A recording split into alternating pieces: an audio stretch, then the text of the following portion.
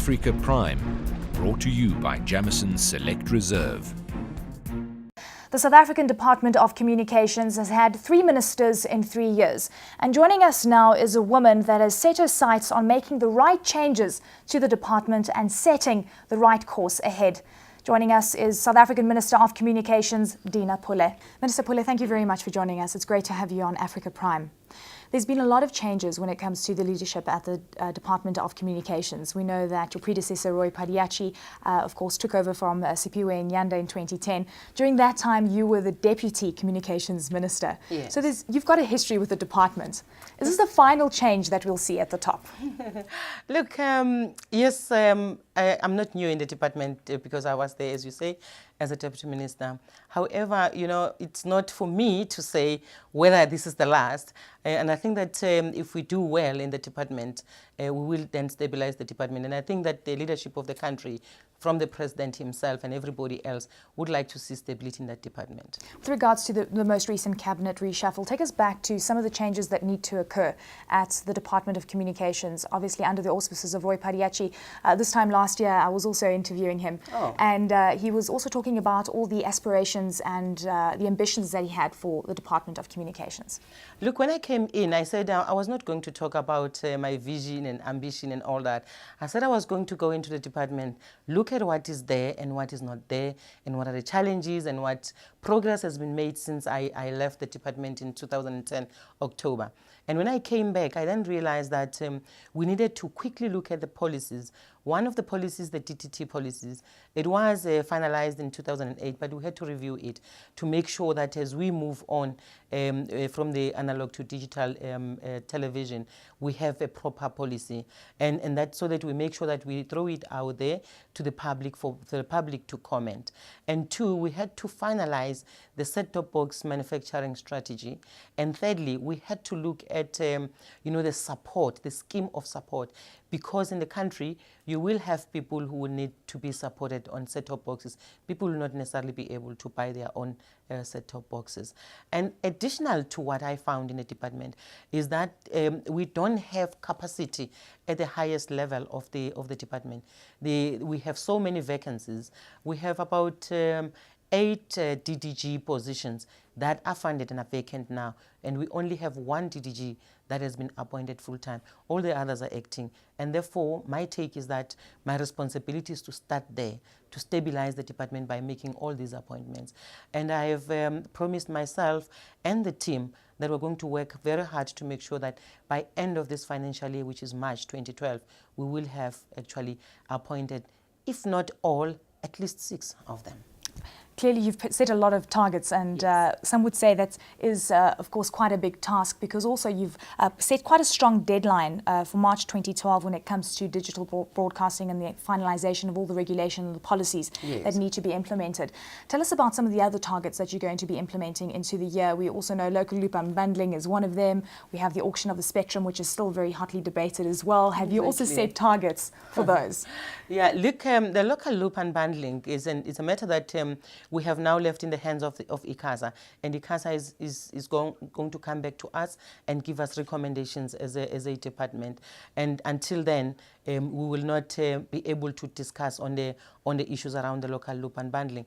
But two, because as you would know, again, on local loop unbundling, my predecessors are the ones that issued the policy directives, and then ICASA must act on it. And then once ICASA have done its own studies and they are satisfied that they have done their studies, they'll come back to me and come and report to the department. Minister, are you disappointed that ICASA still hasn't come back to the Ministry of Communication with policy changes that need to occur, or at least a few scenarios that could be playing out when it comes to LLU? No, look, I wouldn't say that I am not happy about it, because I am not very sure what was it that made them to not to go into it. They work with so many policy directives from the department on a daily basis, and as you would know, there are only 9 councillors there. So probably it's a question of capacity. I am engaging ICASA. We're going to have a meeting soon because we want to turn around ICASA and assist ICASA's business model to be able to deal with the work that they have to do and implement their mandates. But you spoke about spectrum, that the policy directive. It's out there. I'm sure you have noted that we have extended yesterday. We've gazetted an extension to the end of February, given the fact that a lot of operators and people in the industry have commented.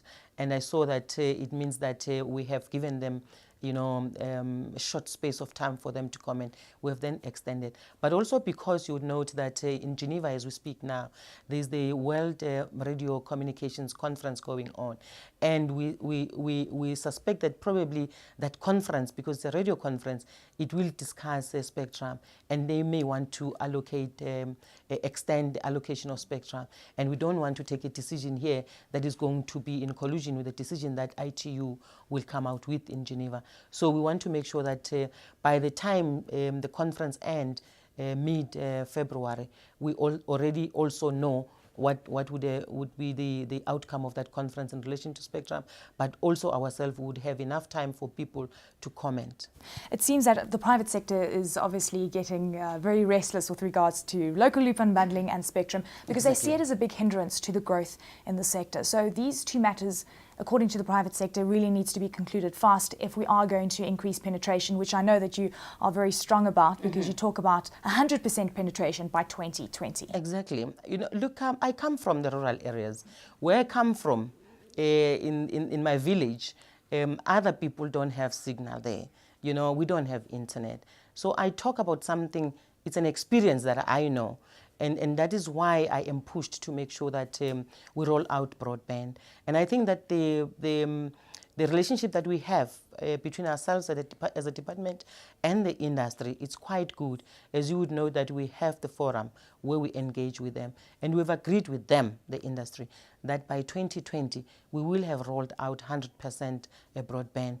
However, as I sit here, I must hasten to say that we have not, as a department, done a study that would then tell us, the mapping that would tell us the coverage of the broadband, which areas and how much ground have we covered, and also the services gaps. So we're still going to undertake that mapping study to help us. But I can tell you now, as I sit here, that many people do have access to broadband, because people have handheld phones. They can talk to their cell phones. They can access internet, both from the smartphones and your Blackberries and your iPhones. And I think that what is quite important, what is left out for us on broadband, is to cover the rural areas. It's quite very important. You're still talking about a mobile strategy within Yes. the rural area space. Yes. Some would say that is obviously quite an expensive task, but then when you look at the last mile as well, that is also quite an expensive task. But it seems that most people think that it goes hand in hand, because we're getting a lot of new capacity through the cables that are coming on the east and the west coast of Africa. But that also needs the last mile. It needs physical infrastructure in South Africa as well. How do you overcome these challenges? Because it all is about planning and strategy. Yes, I think that the discussion that we have now as a department with the industry is going to help us a lot.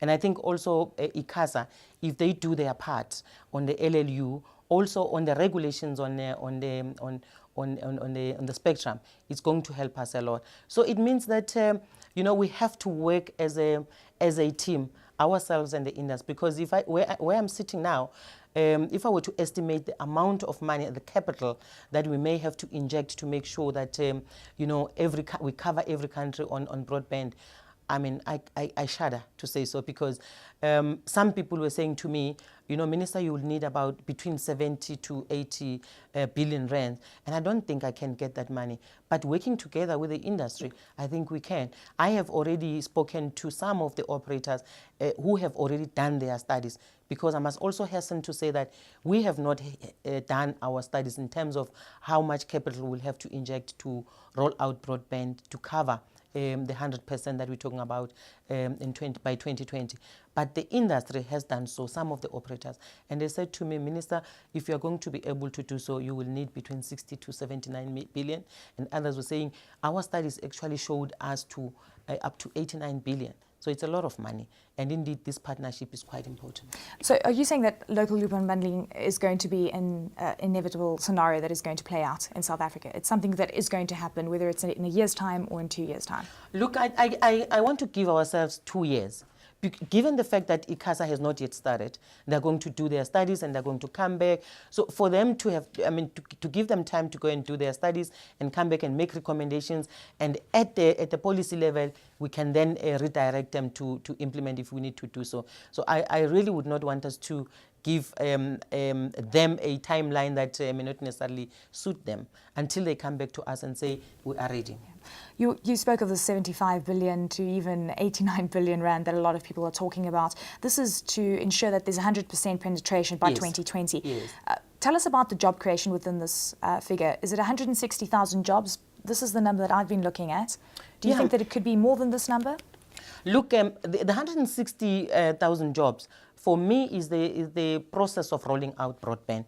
But maintenance, it's something else. You know, you will need other people who are going to maintain. So indeed, it is clear that we may go beyond 160. And my estimation, even if we have not done the real studies, I think we can go up to 200,000. With regards to other big points that you've been talking about, cybersecurity being one of them, what kind of finances are required to ensure that we're safe from a cyber perspective? Because we're moving into the cloud. Yeah, we are, definitely. We have just finalized the cybersecurity policy. It's going to go into a cabinet this February.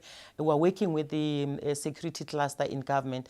And until then, when we have taken it to cabinet and we've finalized it, we will then be able to, quantify how much we will need, because we're working with other departments, SAPS and State Security, Home Affairs, and the other departments which sit in the correctional service, which sit in the security cluster. And also another contentious issue, when you look at what's been happening at Postbank, we know that the CEO has stepped down. We know that there's a current investigation ongoing with finances there. It is progressing well, though, with regards to the services that it's providing to South Africans. Yes. What kind of clarity are you expecting going forward here? Look, on the matter of the CEO, we have finalized it. I'm happy that the board has finalized it last week. They have settled with the former CEO, and that gives us an opportunity to start the process of searching for a CEO, because we can't sit without a CEO in that organization.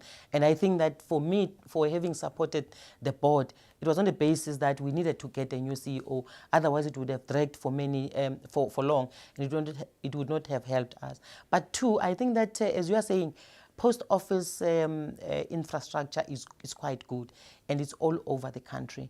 And I think that because Postbank is a subsidiary of the South African Post Office, we're doing very well. And the police have come back to us to say that, look, their investigation is pointing somewhere, and very soon they'll be able to make arrests. And I'm happy about that report. With regards to appointing a CEO, do you have anyone specific in mind at this stage? No, look, I don't, because the process of searching for a CEO or any other executive for that matter in the SOEs is a responsibility of the board. I'm going to be waiting for the board to advertise, come back to me and report, and keep me posted on the process. All I do is to come at the end when they bring me the recommendations, and I do the appointment. Another place that you mentioned that you were talking about a turnaround occurring there is ICASA. What kind of strategies and policies are you going to implement with regards to ICASA? Because things are starting to turn around slowly with regards to a lot of the interaction that they're having with the private sector, and they're starting to make a lot more noise with regards to the changes that need to occur amongst private companies. Are we going to see a lot more of this into 2012? Look, we are beginning to want to look at the structure of ICASA first. I think that's where we must start, and ask ourselves, very difficult questions. Whether the structure that we have is assisting us and the industry to regulate. Is it right that we have the 9 councillors? Do we need the 9 councillors, or do we need less? We have begun to discuss those issues, and ICASA have brought in the first draft of their recommendations of what they want us to do. And I'm waiting for the meeting next week so that we can discuss the draft and agree probably whether we want to go on, because they have to explain to me why they are bringing those recommendations that they are bringing.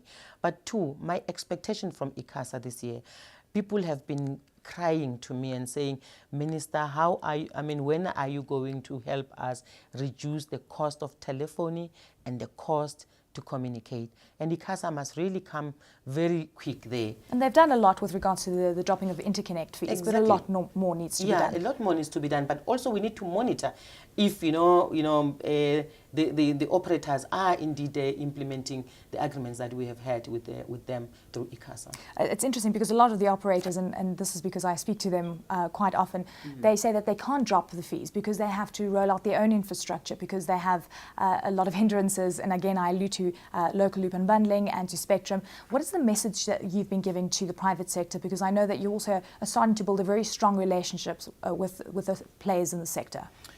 Actually, I've been engaging them since this week.